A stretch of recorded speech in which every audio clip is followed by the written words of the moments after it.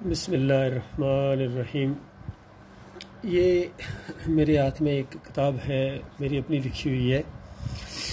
ये 2014 में तकरीबन इस मौजू के ऊपर हालात ऐसे पैदा हो गए थे कि लिखना ज़रूरी हो गया, क्योंकि मैं देख रहा था कि हर तरफ मुसलमानों के ऊपर भी एक अफरा तफरी का आलम है, और ख़ास कर पाकिस्तान के हालात उन दिनों के अंदर बहुत ही ख़राब थे। ख़ासकर दहशत गर्दी का बहुत ज़ोर था, धमाके हो रहे थे। जनरल राहील शरीफ साहब आर्मी चीफ़ थे, और अंदरूनी जो हालात थे पाकिस्तान के, उसमें भी सख्त अफरा तफरी थी।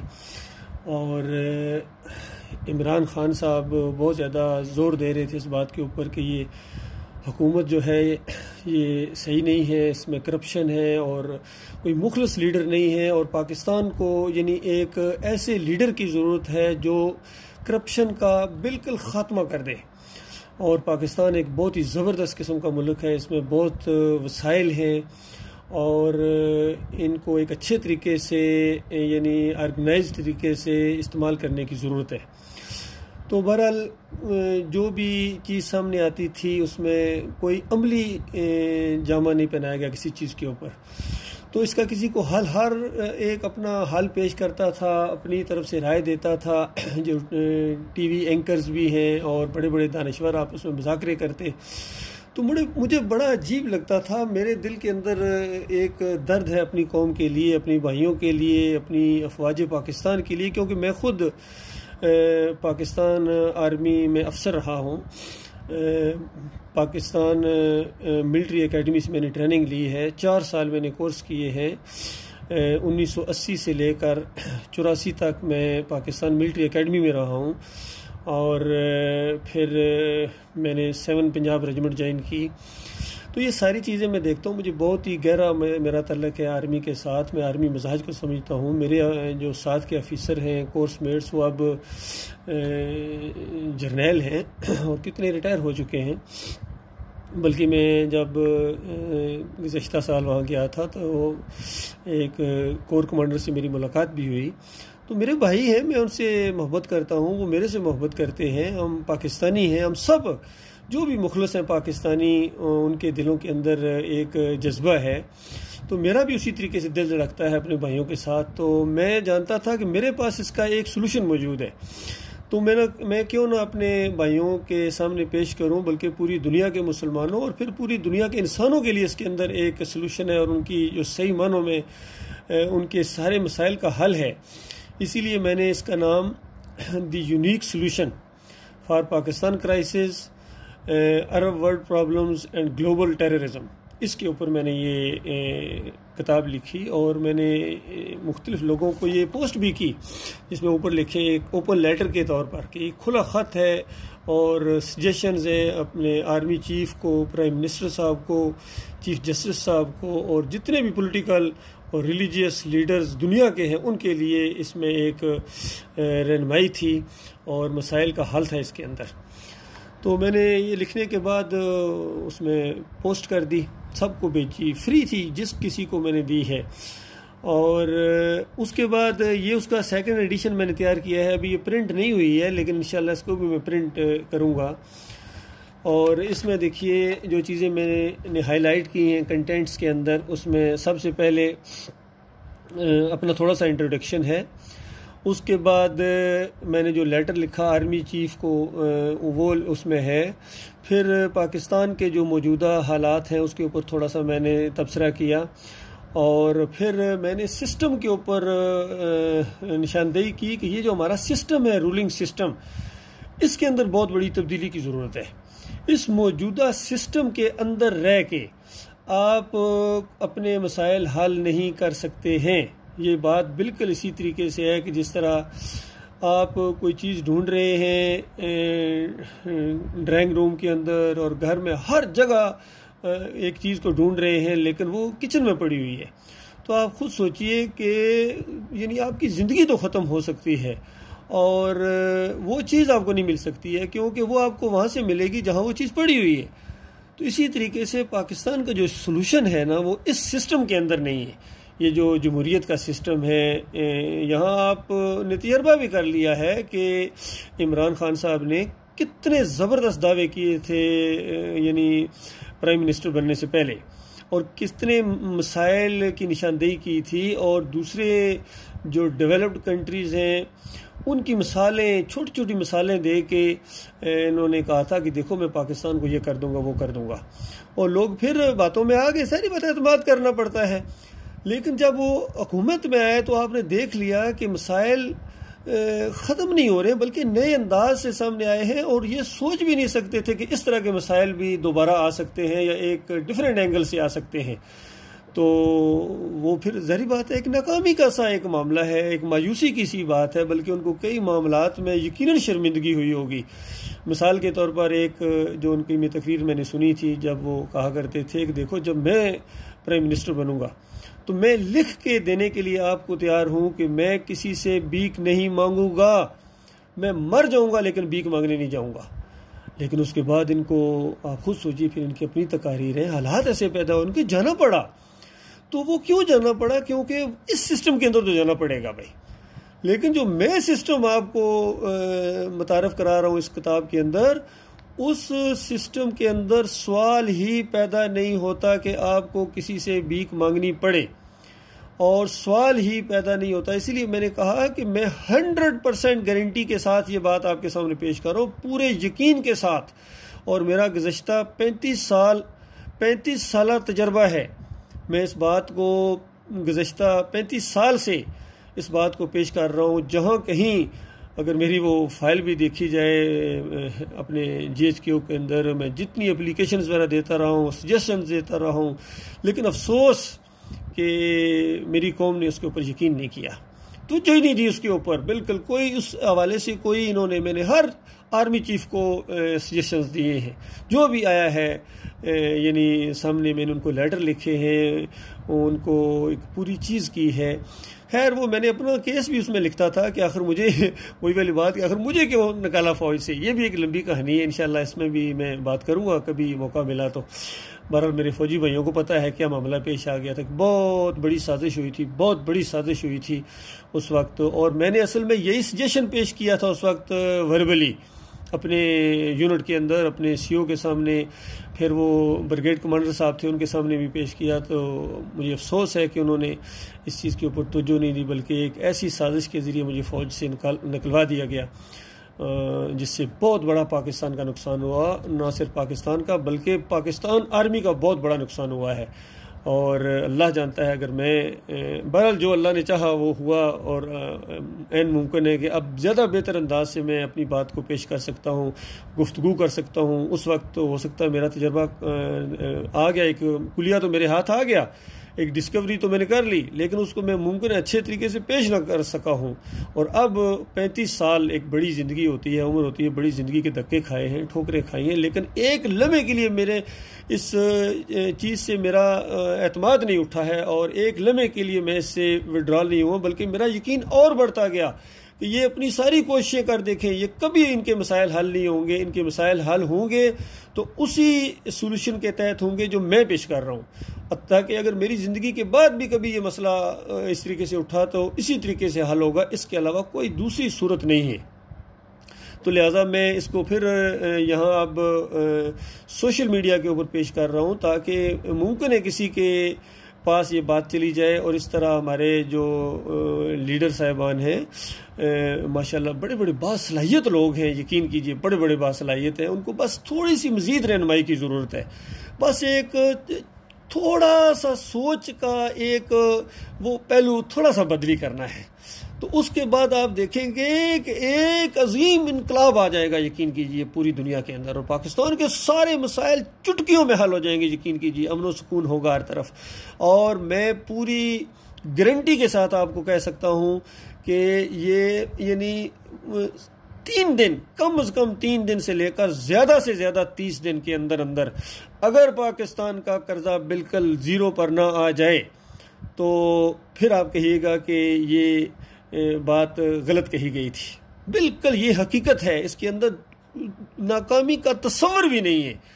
तो ये सारी चीज़ें मैंने इसके अंदर, इस बुक के अंदर लिखी हैं, उसके बाद मैंने इसके ऊपर यानी पहले ज़ोर दिया कि देखो इस सिस्टम जमहूरियत वाले इस अंदाज़ के अंदर, हालांकि आपके सामने पूरी दुनिया के अंदर दूसरे सिस्टम भी मौजूद हैं, कोई इतराज़ भी नहीं करता है, आपको कोई परेशानी नहीं होगी। जिस तरह बादशाहत का सिस्टम है और दूसरे किस्म के सिस्टम हैं यहाँ, तो आखिर ज़ाहिर बात है ये जो बादशाहत का सिस्टम है ये मौजूदा इस जमहूरियत से करोड़ों दर्जे बेहतर है। यकीन कीजिए, एक आदल हुक्मरान, और ये कुरान के यानी हमारे दीन के भी मिजाज के मुताबिक है, उसमें दीन के ख़िलाफ़ नहीं है। याद रखिए, अगर ये दीन के ख़िलाफ़ होता तो कभी अल्लाह ताला किसी पैगंबर को बादशाही ना देता। सुलेमान अलैहिस्सलाम बादशाह गुजरे हैं और कितने कामयाब बादशाह गुजरे हैं, फिर दाऊद अलैहिस्सलाम की बादशाही है, और फिर देखिए यूसुफ अलैहिस्सलाम के कितने किस्से हम सुनते हैं, सुनाते हैं, कितनी ज़बरदस्त उनकी बादशाही। तो ये निज़ाम बिल्कुल कायम किया जा सकता है। और पाकिस्तान, फिर हमारे यहाँ दूसरे यानी अरब ममालिक हैं, इंग्लैंड में है, हर जगह है, कोई आपको कह भी नहीं सकेगा। लेकिन जब और कोई आप इस्लाम का लेबल अपने ऊपर लगाते हैं तो हालांकि वो उसमें भी डरना नहीं चाहिए, लेकिन फिर भी कुछ घबराते हैं। लेकिन ये जो सिस्टम है जो आपके पास मौजूद है इसको तो कायम किया जा सकता है और इस तरफ सोचा जा सकता है। तो आप देखेंगे इसकी बुक के अंदर मैंने साबित किया है कि आप देखेंगे कि उसके बाद ये जो मसले हल होंगे ये यकीन से, वो जो किसी ने कहा ना कि ग़ुलामी में न काम आती हैं तदबीरें न शमशीरें, जो हो ज़ौक़े यकीन पैदा तो कट जाती हैं ज़ंजीरें। ये जो ग़ुलामी के अंदर न तदबीरें काम आती हैं, यानी कितना सोच समझ के आप फैसले करते हैं, ये तदबीरें नहीं काम आ रही और तकरीरें भी काम नहीं आ रही हैं। मैं कहता हूँ ज़बरदस्त तकरीर की थी वहाँ यूनाइटेड नेशन के अंदर हमारे इमरान खान साहब ने, लेकिन क्या वो तकरीर काम आई? इसके अलावा और कितने तकरीरें इससे पहले लीडर करते रहे, भुट्टो साहब करते रहे, नवाज शरीफ करते रहे, और बेनज़ीर साहिबा कितनी ज़बरदस्त तकरीरें। तकरीरों से आपके मसले नहीं हल होंगे। हमारे जनरल मुशर्रफ साहब बेहतरीन मुकर्रर हैं, तकरीर किया करते थे, लेकिन आपके ये मसाइल तकरीरों से हल होने वाले नहीं हैं, क्योंकि ग़ुलाम हैं। और ग़ुलामी के अंदर उस ग़ुलामी से निजात हासिल करने के लिए जब तक यकीन महकम नहीं पैदा किया जाएगा, यकीन, फेथ, अल्लाह के ऊपर यकीन, तो वो अल्लाह जब आपसे राज़ी होगा, जब आपसे खुश होगा, तो आपके मसाइल तो चुटकियों में हल हो जाएंगे। आप बताइए क्या अल्लाह आपके मसाइल हल करने पर कादिर नहीं है? आप यकीनन कहेंगे कि कादिर है। तो वो जब आपसे खुश होगा तो आपके मसाइल हल होंगे, या आपसे नाराज़ होगा तो आपके मसाइल हल होंगे। इस पर ज़रा गौर कीजिएगा। वो आपसे नाराज़ है, उसकी रहमत रूठी हुई है। आप बेशक अपनी तरफ से नमाजें पढ़ते रहें, रोज़े रखते रहें और जितने मर्जी हज और उम्रे के वो आपसे नाराज़ है, उसकी रहमत रूठी हुई है। और मौजूदा जो सूरत हाल है या इससे पहले ये सारे मामलात हैं, ये अल्लाह का अजाब है और अल्लाह की तरफ से एक ख़तरे की घंटी है आपके लिए, और अल्लाह की तरफ से ये इशारा है आपको कि पलटो अपने मालिक और खालिक की तरफ, उसको अपना अकेला माबूद मान लो, अपने अकीदे के अंदर मजबूती लाओ और इसके अंदर जो खराबियाँ हैं उसको खुर्ज से निकाल दो। तो इस किताब के अंदर मैं अकीदे की खराबियों की भी निशानदेही की है, और मैं ये कहूँगा कि कुछ चीज़ों को मैंने बड़ी दुखती रगों के ऊपर मैं हाथ रखा, यकीन कीजिए मेरे भाइयों, क्योंकि बिल्कुल उसी तरह, इसमें आप बुरा ना मनाइएगा, क्योंकि ये बिल्कुल मैंने उसी तरह किया है जिस तरह एक मालज होता है, वो निश्तर लगाता है, गहरा निश्तर लगाता है मरीज़ की बेहतरी के लिए। कोई इंजेक्शन अगर लगाता है किसी बच्चे को भी तो तंग करने के लिए नहीं, उसको दर्द दिलाने के लिए नहीं, बल्कि उसकी बेहतरी के लिए। इसलिए मैंने कुछ चीज़ों के ऊपर उंगली रखी है, नाम लिए हैं, तो ये बिल्कुल एक हकीकी बात है। अल्लाह ताला इसके ऊपर गौर व फिक्र करने और इसके बेहतरीन पहलू के ऊपर जो है इसके समझने की तौफीक अता फरमाए। तो ये मैंने इसमें एक चैप्टर लिखा है कि relation of faith and administration, कि ये जो फेथ है और एडमिनिस्ट्रेशन, ये इसका ज़बरदस्त आपस में एक रिलेशन है। क्योंकि जो पाकिस्तान की एडमिनिस्ट्रेशन है, एडमिनिस्ट्रेटर हैं, जिस तरह चीफ मार्शल लॉ एडमिनिस्ट्रेटर कहा जाता था या चीफ एग्जीक्यूटिव गुजरे हैं हमारे मुशर्रफ साहब, और इस तरह वो उनके अंदर फेथ नहीं था, तो इस वजह से नाकाम हुए हैं। जब फेथ इसके साथ जुड़ेगा तो आप देखेंगे कि किस तरीके से ये मसाइल हल होंगे। फिर मैंने ये देखिए इसमें लेटर लिखा था chief of army staff general Raheel Sharif साहब को। फिर एक मैंने ख़त लिखा, खुसूसी ख़त लिखा मैंने इमरान खान साहब को, भी वो प्राइम मिनिस्टर नहीं बने थे, ये 2014 की बात है। काश उस वक्त ये किताब इनके हाथ में आ जाती अगर, या अगर आई है, इन्होंने पढ़ा है लेकिन इन्होंने तवज्जो नहीं दी है, तो आज बिल्कुल पाकिस्तान का नक्शा मुख्तलिफ होता। फिर आगे देखिए, Islam is the only practical religion. ये प्रैक्टिकल है, बाकी जितनी आप बातें करते हैं ये अमली उनका जामा पहनाना मुमकिन नहीं है। आपसे एक थ्योरी पेश करते हैं, फिर उसके बाद एक तरफ से खींचते हैं वो दूसरी तरफ चीज़ निकल जाती है, दूसरी तरफ से खींचते हैं वो इधर निकल जाती है, आपके मसाइल नहीं हल होते हैं। लेकिन अगर आप खालिस अपने ईमान और अकीदे की बुनियाद के ऊपर इस्लामी तरीके से आप हल करेंगे तो यकीन कीजिए ये एक प्रैक्टिकल दीन है। उसके बाद मैंने comparison between Islam and democracy, ये जो आज की डेमोक्रेसी है जिसका फ़लसफ़ा है इस बात के ऊपर कि government of the people, by the people and for the people. आप गौर कीजिए, इसके अंदर अल्लाह नहीं है और अल्लाह को आपने पीछे कर दिया है। आपका एक सिस्टम है और आपको पता है ये किस कौम का बनाया हुआ सिस्टम है वहाँ ये। और आज यकीन कीजिए, आज कितने मैंने ये देखे हैं, वीडियोस देखे हैं कि जिन ममालिक के अंदर डेमोक्रेसी है वो हत्ता कि इस कोरोना के ऊपर भी सही तरीके से कंट्रोल नहीं कर पाए हैं, और जिन ममालिक के अंदर ये डेमोक्रेटिक सिस्टम नहीं है, ज़रा दूसरा सिस्टम है, तो उन्होंने बहरहाल डेमोक्रेसी वालों से ज़्यादा बेहतर तरीके से इस मसले के ऊपर काबू पाया है। तो ये जो है ना कि कंपैरिजन मैंने किया है और पूरी तरह मैंने साबित किया है इसके अंदर। अभी आगे आप देखेंगे कि ये जो डेमोक्रेसी है ये खालिस इस्लाम की एक ज़िद है, इसके मुकाबले में एक निज़ाम हुकूमत है। और मैं तो इसको साबित मैंने किया है कि democracy is the worst system of government. Worst, ये बदतरीन निज़ाम हुकूमत है, यकीन कीजिए बदतरीन, इससे बड़ा कोई बदतरीन नहीं है। और इसका आपने मुंह बोलता सबूत देखिए, हमारे असम्बलियों की हालत देखिए मेरे भाइयों, अल्लाह जानता है, दिल कुटता है। एक दूसरे की तरफ इस तरह गुर्राते हैं, इस तरह काटने को दौड़ते हैं, नफरतें इनके चेहरों के ऊपर होती हैं एक दूसरे से। और अजीबोगरीब एक समा होता है। आप देखिए, सामने स्पीकर साहब बैठे हुए हैं, सामने उसके वो दोनों पार्टियां बैठी हुई हैं और हर एक उठ के बोलता है जनाब स्पीकर, जनाब स्पीकर। ऐसा लगता है जनाब स्पीकर कोई खाकान आजम बैठे हुए हैं और ये सामने इवन प्राइम मिनिस्टर नीचे से उनको कह रहा है जनाब स्पीकर, जनाब स्पीकर। तो बताओ सीनियर कौन है? और उसमें एक दूसरे की जो गालियां दी जाती हैं, एक दूसरे को लान तान की जाती है, एक दूसरे की पॉलिसियों के ऊपर नफरत और हकारत से फिक्रे कसे जाते हैं। अल्लाह जानता है क्या ये तो इंसानियत भी नहीं है मेरे भाइयों। बताओ किसी अदारे के अंदर इस तरह हो सकता है? मैं मिसाल दूंगा, हमारी फ़ौज है, उसके अंदर क्या ये मुमकिन है कि चीफ या बॉस उसमें कोई कॉन्फ्रेंस कर रहे हों, कोई बातचीत तय कर रहे हों, तो किसी जर्नैल की ये ज़रूरत है कि वो इस तरह से वो नफ़रत वाले अंदाज से या गालियों वाले अंदाज से या इस तरह वो गुफ्तगू करे? सवाल ही पैदा नहीं होता। या किसी अदारे में, कोई छोटा सा अदारा हो, उसके अंदर ये चीज़ मुमकिन नहीं है।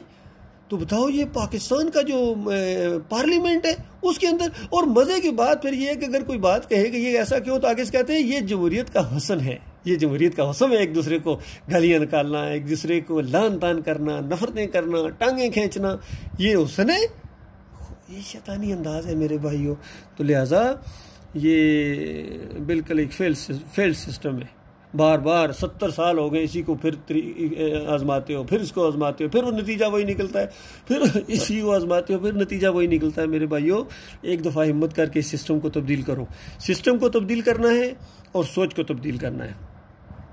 फिर मैंने उन्हीं दिनों के अंदर, चूँकि ये 2014 में किताब लिखी गई थी और 2011 के अंदर यहाँ बहरीन के अंदर, मैं बहरीन में होता हूँ, तो यहाँ बहुत बड़े एक क्राइसिस आए थे, पूरी दुनिया जानती है, आप सब जानते हैं उसके अंदर। और यहाँ किंग हमद ने एक दफ़ा, यहाँ की जो अखबार है डेली न्यूज़ GDN, उसके अंदर उनका, मैंने इसका हवाला भी दिया इस बुक के अंदर, उन्होंने ये कहा था कि ये जो फ़लस्तीन का प्रॉब्लम है इसके ऊपर आवाम राय दें कि क्या हल है। और पाकिस्तान यहाँ बहरीन क्राइसिस के ऊपर भी, तो मैंने एक लेटर लिखा उनको, तो उनको भी जो मैंने मशवरे दिए वो इसके अंदर, इसी बुक के अंदर मौजूद हैं। तो ये इसमें letter to prime minister and king of Bahrain ये भी मौजूद है। फिर letter to interior minister of Bahrain, जिस तरह मैं अपने प्राइम मिनिस्टर को लेटर लिखता रहा हूँ, फिर अपनी आर्मी को लिखता रहा हूँ, इस तरह यहाँ भी जो आर्मी है, यहाँ एक सिस्टम है, उनको भी मैंने अपने फ़ौजी तजर्बे की बुनियाद के ऊपर मैंने मसाइल के हल के लिए लेटर लिखे। फिर उसके अंदर थोड़ा सा, ताकि लोगों को मालूम हो कि historical background of Arab world crisis ये क्या है, सऊदी अरब के मसले आगे पीछे जितने भी मुसलमानों को लाक हैं। फिर बैकग्राउंड ऑफ बहरीन क्राइसिस, यहाँ इसकी बैकग्राउंड क्या है। फिर reasons of fear and panic and corruption, इसकी रीज़न्स क्या है, ये क्यों खौफ व हरास होता है, ये क्यों हर तरफ जो है ये करप्शन है, इसकी भी वजूहात हैं। जब तक उन वजूहात के ऊपर गौर नहीं किया जाएगा आप इसको हल नहीं कर सकते हैं। फिर जैसा कि मैंने पहले बताया कि मुसलमानों के अकायद के अंदर बुरी तरह ख़राबी आ चुकी है, इनके अकायद के अंदर शिरक की भरमार है। तो शिरक इन मुस्लिम्स के नाम से मैंने एक चैप्टर इसमें रखा है।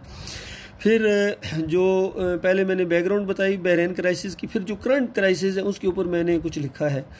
फिर surety of 100% peace and security, इसके ऊपर मैंने लिखा है कि जो मैं ये बात पेश कर रहा हूँ ये सिर्फ एक बात नहीं है, ये किसी सहाफ़ी का या किसी मौजूदा ये एक ऐसे ईमानदार की तहकीक है जिसने 35 साल हो गए हैं इसी ईमान अकीदे की खातर गोया इसको फ़ौज से निकाल दिया गया, फिर सिविल में आके धक्के खाए, फिर हडियाला जेल रहना पड़ा, फिर इलाके से निकाल दिया गया। इन सारे मराइल से मैं गुज़रा हूँ अल्हम्दुलिल्लाह, और मुझे हर रोज़ हर दिन एक नए तजर्बे के साथ जो पेश आया मामला, मेरा ईमान बढ़ता चला गया कि पाकिस्तान का जो असली हाल है इनके मसाइल का और पूरी दुनिया के मुसलमानों इंसानियत का, वो जो है वो दीन इस्लाम के अंदर है। और मैंने गोया इस बुक के अंदर उस रूह को पेश किया है कि इसके ऊपर तवज्जो दी जाए। इसकी मिसाल मैं दूंगा, जिस तरह आपके पास अपने घर के अंदर एक बेहतरीन यानी क्लैशनकोफ मौजूद हो ज़बरदस्त किस्म की, और बाहर से डाकू आए और वो प्लास्टिक के पिस्तौल के साथ आपको प्लास्टिक का पिस्तौल दिखा के आपके घर को, आपकी इज्जतों को लूट के चले जाएं, और आपने इतना भी नहीं किया है कि अपनी उस राइफल को, अपनी उस जो है ना क्लैशनकोफ, उसको चलाएं। हालांकि ज़रा सी आप हिम्मत करते तो किसी डाकू के बस की बात नहीं थी, लेकिन वो आपके पास पड़ा हुआ। उसके बाद दूसरा आदमी बताता भी रहा है, बताओ इसको इस्तेमाल करो, आप इस्तेमाल नहीं कर रहे। तो बताइए, बिल्कुल यही मसाल है कि आपके पास इस मसले का हल मौजूद है, किताबों के अंदर है, कुरान के अंदर है, सही हदीस के अंदर है, लेकिन आप उसको इस्तेमाल कर ही नहीं रहे। तो मैं कोई नई बात अपनी तरफ से नहीं पेश कर रहा हूँ, यकीन कीजिए, ये कुरानिक हल है, ये उस किताब की अंदर से मैंने हल निकाला है जो ज़मीन के ऊपर सब किताबों से बेहतरीन किताब ये अल्लाह की किताब है, ये कुरान से। और मैंने उस शख्स की, उस शख्सियत की, पर्सनैलिटी की ज़िंदगी से ये निचोड़ मैंने आपको निकाला है जो इस ज़मीन के ऊपर सबसे बेहतरीन इंसान गुजरे हैं। हत्ता कि गैर मुसलमानों ने भी एक किताब लिखी है जिसके अंदर 100 बेहतरीन लोगों के उसने जिक्र किया है, इनकलाबी लोगों के जिन्होंने इंसानियत को बड़ा फ़ायदा पहुँचाया। उसमें सर फहरिस्त नाम मोहम्मद सल्लल्लाहु अलैहि वसल्लम का है। ये किताब मोहम्मद सल्लल्लाहु अलैहि वसल्लम की ज़िंदगी के ऊपर रिसर्च गोया है, और उनके साथियों के कुछ वाक़यात, वहाँ से मैंने ये चीज़ें ली हैं, और तब मुझे ये हल मालूम हुआ है। और इसको मैं 100% इस जो है ना, ये सिर्फ एक थ्योरी नहीं है, ये एक प्रैक्टिकल चीज़ है। इसको मैं पूरी तरह साबित करके हर जगह इसको साबित किया जा सकता है, और 100% गारंटी के साथ है, 100%। इसमें नाकामी का सवाल ही पैदा नहीं होता है। फिर उसके बाद मैंने एक मुआजना किया है डेमोक्रेसी और बादशाहत के दरमियान, कि देखो ये बादशाहत बेहतर है, बादशाही सिस्टम बेहतर है, या ये जो है डेमोक्रेसी बेहतर है। फिर कुछ ऐसे सवालात जो आपके जहन में उठ सकते थे, answers to some expected questions, कि कुछ ऐसे सवाल जो आपके जहन में उठ सकते थे, मैंने उनको पहले से जवाब दे दिया है। फिर मैंने दावत तौहीद, ये तौहीद है क्या? हालांकि सारे अपने आप को कहते हैं हम तौहीद के मानने वाले हैं, जितनी जमातें हमारे, जितने मसलक हैं, सारे कहते हैं हम तौहीद के मानने वाले हैं, और तौहीद के बगैर ईमान ही नहीं है। लेकिन असल तौहीद है क्या, और वो शुरू कहाँ से होती है? ये चैप्टर मैंने इसके अंदर लिखा है कि दावत तौहीद एंड कुफ्र बित्तागूत, जब तक आप तागूत का कुफ्र नहीं करेंगे। ये तागूत क्या चीज़ है, इसका भी मैंने जिक्र किया, इसकी निशानदेही की है। फिर ultimate solution for global problems, कि पूरी दुनिया में, ये मैंने साबित किया है कि ये सिर्फ पाकिस्तान का मसला नहीं है, पूरी दुनिया में जो हर जगह अफरा तफरी है, ये किस वजह से है, क्यों है, और इसको किस तरह ख़त्म किया जा सकता है, ये हल है इसके अंदर, इस किताब के अंदर। ये मामूली किताब नहीं है, इसको आम किताब ना समझा जाए, ये ज़बरदस्त निचोड़ गोया खुलासा मैंने बयान किया है आपके सामने। फिर हमारे जो दूसरी माइनॉरिटीज़ हैं पाकिस्तान के अंदर या पूरी दुनिया में, हमारे क्रिश्चियन भाई हैं, उनको मैंने एक दी लास्ट मैसेज फॉर क्रिश्चियंस के नाम से उनको भी दावत है कि आओ अहले किताब, आओ एक ऐसे दीन के ऊपर जो हमारे और तुम्हारे दरमियान मुश्तरक है, ऐसी बात, ऐसे कलमे के ऊपर। और फिर साबित किया है उनको कि देखो जीसस ईसा अलैहिस्सलाम बिल्कुल वही बात कहते रहे हैं जो मोहम्मद सल्लल्लाहु अलैहि वसल्लम बात कहते रहे। तमाम अंबिया की एक दावत है। और ईसा अलैहिस्सलाम जो है वो अल्लाह की बेटी नहीं है, वो अल्लाह के बंदे और रसूल हैं। और अल्लाह की ये शान नहीं है कि उसका कोई बेटा हो या कोई उसकी बेटी हो। जब उसका कोई बीवी नहीं है, उसका चचा नहीं है, ताया नहीं है, वालिद नहीं है, तो बेटा कैसे हो सकता है? एक रिश्ता आपने कैसे कहाँ से निकाल लिया? कोई और रिश्ता क्यों नहीं है? जब कोई और नहीं है, ये भी नहीं है, तो ज़्यादा से ज़्यादा आप जिस वजह से कहते हो कि वो अल्लाह के बेटे हैं, चूँकि उनका बाप नहीं था, तो बताओ आदम अलैहिस्सलाम की तो माँ भी नहीं थी। तो जब आदम अलैहिस्सलाम अल्लाह के बेटे नहीं है, ना माँ ना बाप, तो ईसा अलैहिस्सलाम अल्लाह के बेटे कैसे हो सकते हैं? तो इसी के अंदर फिर मैंने अपने मुसलमानों को भी ये बताया है कि आपका जो अकीदा कि नबी अलैहिस्सलाम अल्लाह की ज़ात के टुकड़े हैं, तो ये बड़ा ख़तरनाक अकीदा है भाई। अल्लाह के साथ किसी चीज़ को शरीक न किया जाए, अल्लाह अकेला है, उसमें से कोई चीज़। देखिए सूरह फातिहा के अंदर, सूरह इखलास के अंदर, छोटी छोटी सूरतों के अंदर ये चीज़ें मौजूद हैं। और कि वो अल्लाह अकेला है वो, और न उसमें से कोई निकला है, न वो किसी में से निकला है। तो इस तरह के अकीदे के बेटे, नूर के टुकड़े, ये ना करो। फिर सूरह फातिहा की मैं इसमें थोड़ा सा बताया कि देखो अल्लाह की हम्दो सना बयान करने के बाद उसमें अल्लाह से ऐद किया जाता है, इय्याका नअबुदु व इय्याका नस्तईन, अल्लाह हम सिर्फ तेरी इबादत करते हैं, तुझसे मदद मांगते हैं। और मज़े की बात, हमारे इमरान खान साहब की तहरीक की बुनियाद भी यहाँ थी, शुरू की उनकी तकरीरें भी यही, अभी भी वही तकरीरें जहाँ से शुरू करते हैं, इय्याका नअबुदु व इय्याका नस्तईन। लेकिन अफसोस उसके बाद इसी इय्याका नअबुदु व इय्याका नस्तईन का मजाक उड़ाते हैं। ये भी इसी किताब के अंदर मैंने उनके अपने जो अमाल हैं, जो उन्होंने तरीके इख्तियार किए हैं, कहाँ कहाँ पर जाके उन्होंने माथे टेके हैं, कहाँ कहाँ से जाके उन्होंने बंदगी की है अल्लाह के अलावा दूसरों की, कहाँ कहाँ उन्होंने इय्याका नअबुदु व इय्याका नस्तईन के साथ में सख्त लफ्ज़ है लेकिन है तो हकीकत, लेकिन यकीन कीजिए इनकी खैर उसके साथ गद्दारी की है, ला इलाहा इल्लल्लाह के साथ कलमे का मजाक उड़ाया है। ये सारी बातें इसके अंदर मौजूद हैं। अल्लाह ताला इनको गौर व फिक्र करने की तौफीक अता फरमाए, अल्लाह ताला इनको फ़हम अता फरमाए सही मानों में।